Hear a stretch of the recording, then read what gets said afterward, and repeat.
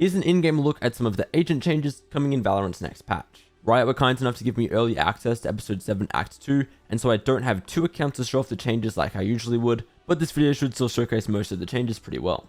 Firstly, the changes to Breach. His aftershock now only has 2 ticks rather than 3, but each tick will deal 80 damage rather than 60. His ultimate has also been increased from 8 points up to 9.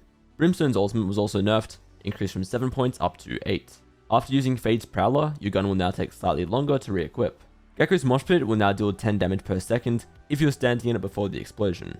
Wingman now only has 80 HP instead of 100, and Thrash's explosion got some visual changes, so it's easy to see and understand the area of effect. Killjoy's Lockdown has gone from 8 points up to 9. Omen's Paranoia now has just 1 travel speed, and you can't change that by running forwards or backwards anymore. Skye's Flash has a bit shorter duration, so you won't be able to fly it as far, and her dog only has 80 HP instead of 100.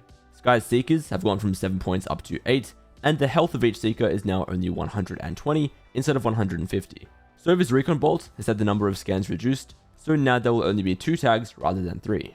Viper's ultimate has been nerfed once again, going from 8 points up to 9.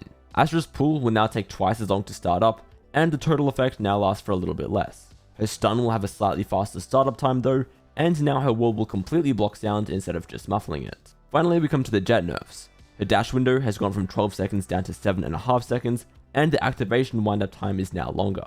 Cloudburst will now only last 2.5 seconds instead of 4.5 seconds, and your gun will take slightly longer to re-equip after throwing a smoke.